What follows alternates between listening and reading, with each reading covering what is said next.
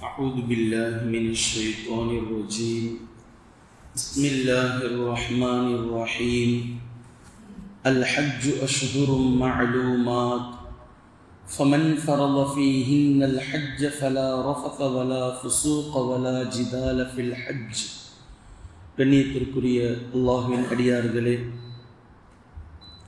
துல்ஹஜ் மாதத்தின் சிறந்த நாட்களிலே நாம் இருக்கின்றோம்.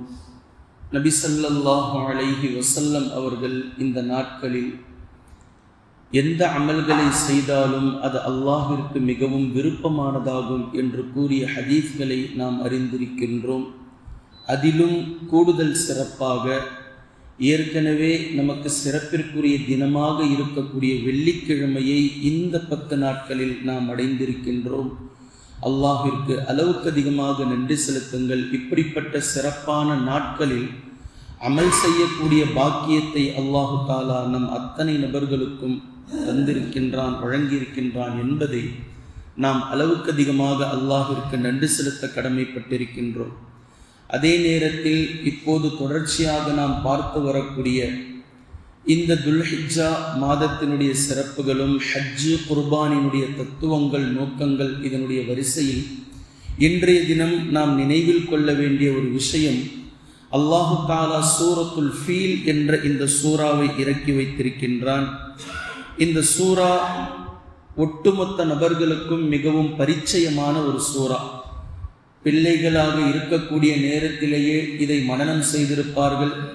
இந்த சூறாவில் அல்லாஹ் என்ன சொல்கின்றான் என்பதையும் ஒட்டுமொத்த நபர்களும் புரிந்தும் படித்தும் வைத்திருப்பார்கள்.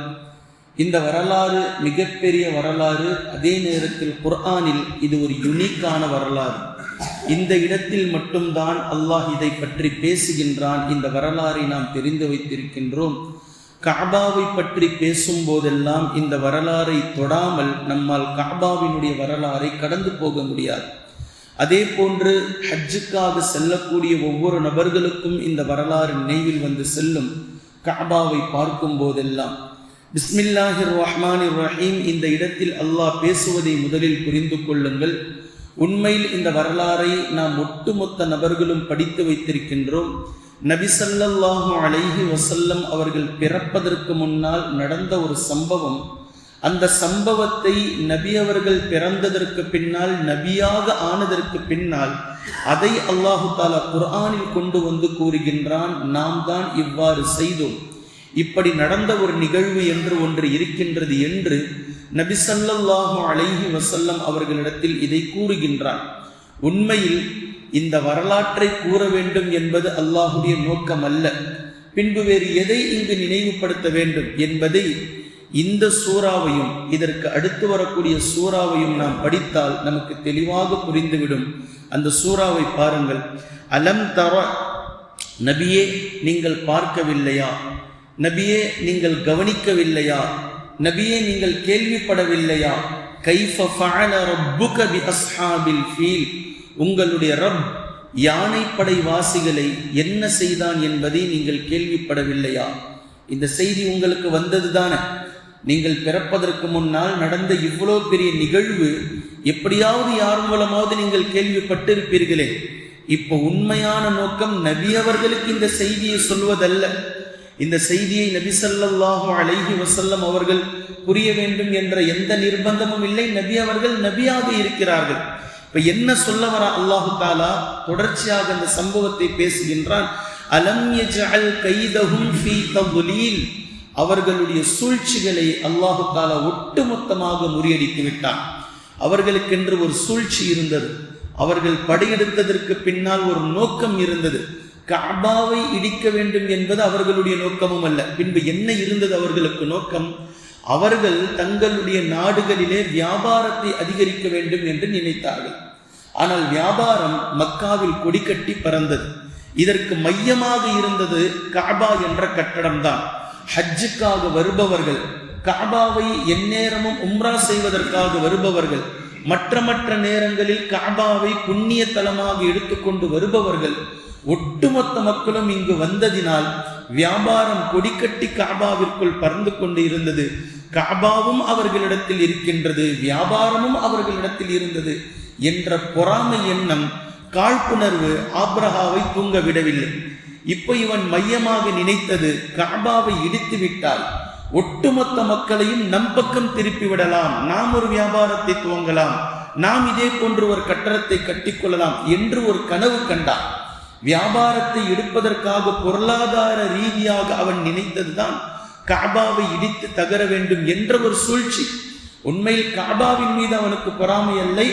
ஆனால் இங்கு வரக்கூடிய மக்கள் வியாபார ரீதியாக கஅபாவிற்கு ஒட்டுமொத்தமும் சென்று கொண்டிருக்கின்றது என்று அவன் எண்ணினான். இப்ப இதுதான் அவனுடைய மனதில் இருந்தது. அல்லாஹ் அதை இங்கு வெளிப்படுத்துகின்றான். அலம் யஜ்அல் கைதஹும் ஃபீ தضلீல், அவர்களுடைய சூழ்ச்சிகளை அல்லாஹ் முறியடித்து விட்டான். பின்பு வஅர்ஸல அலைஹிம் தைரன் அபாபீல், எவ்வளோ பெரிய வரலாறு 5 வசனங்களில் அல்லாஹு தஆலா ஒட்டுருக்கமாக பேசி முடித்து விட்டான். அவர்கள் படையெடுத்து கஅபாவை இடித்து விடலாம் என்று வந்த நேரத்தில் ஒரு குறிப்பிட்ட ஹரமுடைய அந்த பகுதிக்கு வரும்போது வஅர்ஸல அலைஹிம் தைரன் அபாபீல், அபாபில் என்று சொல்லக்கூடிய பறவை கூட்டத்தை அல்லாஹ் அவர்களின் மீது அனுப்பினான். தர்மீஹிம் பிஹிஜாரத்தின் மின் சிஜ்ஜீல், சுடப்பட்ட சுடுக்கற்கள், குட்டி குட்டியாக இருக்கக்கூடிய சுடப்பட்ட கற்களை அது அவர்களின் மீது வீசி எறிந்தது. ஃபஜஅலஹும் கஅஸ்ஃபின் மஅகூல், மாடு மென்று துப்பப்பட்ட வைக்கோல்களை போன்று அவர்கள் ஆகிவிட்டார்கள். அவர்களின் மீது அந்த கற்கள் விழுந்ததும் அந்த சதை அப்படியே விழ ஆரம்பித்தது, எலும்பு தெரிய ஆரம்பித்தது. இப்படி ஒவ்வொரு நபர்களின் மீதும் அந்த கற்கள் எவர்களுடைய உடலின் மீது எங்கு விழுந்ததோ அந்த சதை அப்படியே பித்து கொண்டு விழுந்ததை ஒட்டுமொத்த நபர்களும் அன்றைய தினத்தில் பார்த்தார்கள்.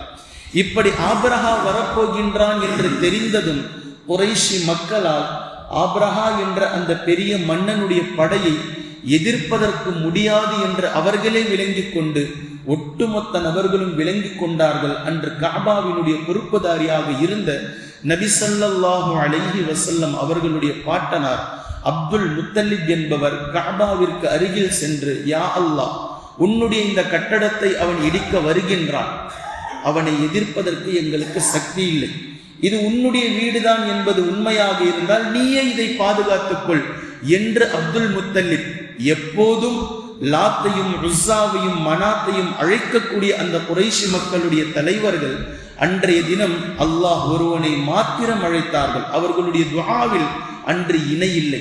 அவர்களுடைய அந்த துஆவில் உண்மை இருந்தது, உருக்கம் இருந்தது.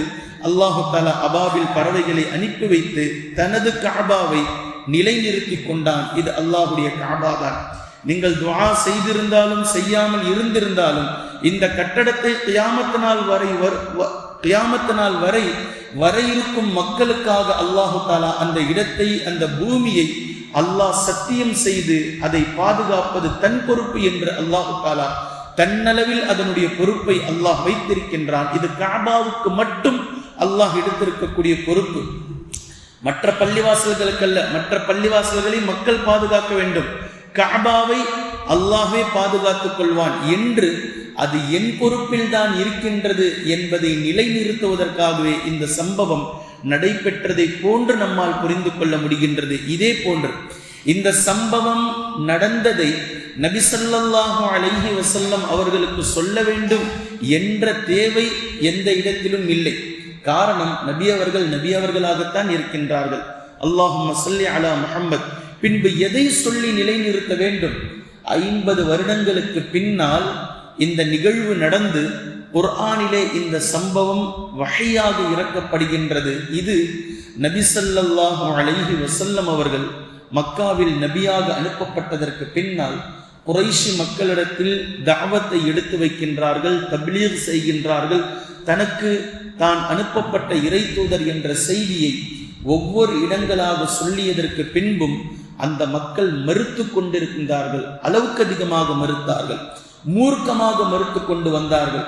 அப்ப நபி ஸல்லல்லாஹு அலைஹி வஸல்லம் அவர்களிடத்தில் அல்லாஹ் பேசுகின்றான், மறுக்கக்கூடிய இவர்களிடத்தில் கேட்டு பாருங்கள், இன்று மறுக்கிறார்களா இவர்கள்?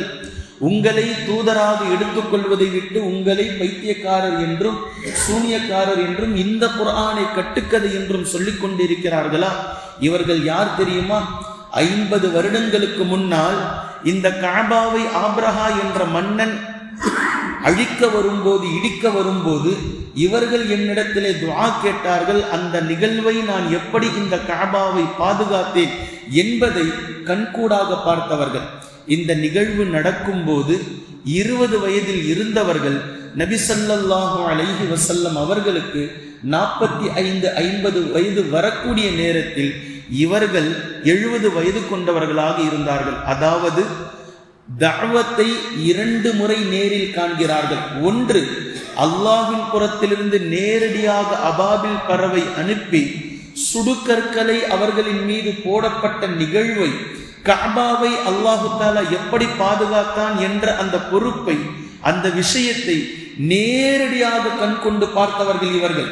இப்போது 50 வருடங்கள் கழித்து மீண்டும் அதே ரப்பு தான் உங்களை நபியாக அனுப்பியிருக்கின்றான், உங்களை கண்கூடாக பார்க்கிறார்கள் இவர்கள் இப்போது உங்களை ஏற்றுக்கொள்ளவில்லை, ஆனால் வேறு யார் ஏற்பார்கள் என்ற அடிப்படையில் அல்லாஹு தஆலா உங்களை ஏற்க மறுக்கும் இவர்கள் இந்த நிகழ்வை கண்கூடாக பார்த்தவர்கள். அவர்களிடத்தில் கேட்டு பாருங்கள், அவர்களிடத்தில் பேசி பாருங்கள். 50 வருடங்கள் கூட ஆகவில்லை, அதற்குள்ளாக அல்லாஹ்வை மறுக்க ஆரம்பித்து விட்டார்கள்.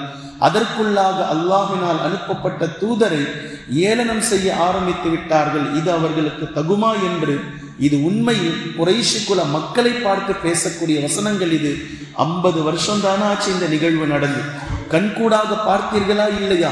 கஅபாவை இடிக்க வந்தவனுடைய நிலை என்ன ஆனது? இப்படித்தான் இஸ்லாத்தினுடைய கண்ணியத்தில் நீங்கள் கை வைத்தால், நபி ஸல்லல்லாஹு அலைஹி வஸல்லம் அவர்களுடைய கண்ணியத்தில் நீங்கள் கை வைத்தால், மார்க்கத்தை நீங்கள் மறுத்தால் உங்களுடைய நிலையும் இதுதான் ஆகும் என்று சூசகமாக ஒரே கல்லில் 2-3 மாங்காக்களை அல்லாஹு தஆலா மிக தெளிவாக அவர்களின் மீது சொல்லக்கூடிய இந்த விஷயமும் மீண்டும் குறைஷி மக்களுக்கு அல்லாஹு தஆலா புரிய வைக்கின்றான்.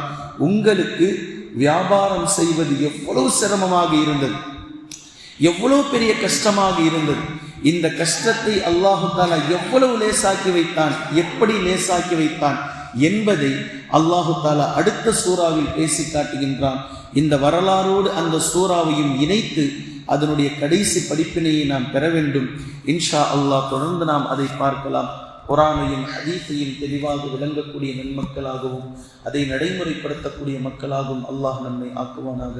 சுப்ஹானல்லாஹும்ம பிஹம்திக அஷ்ஹது அல்லா இலாஹ இல்லா அன்த அஸ்தக்ஃபிருக வ அத்தூபு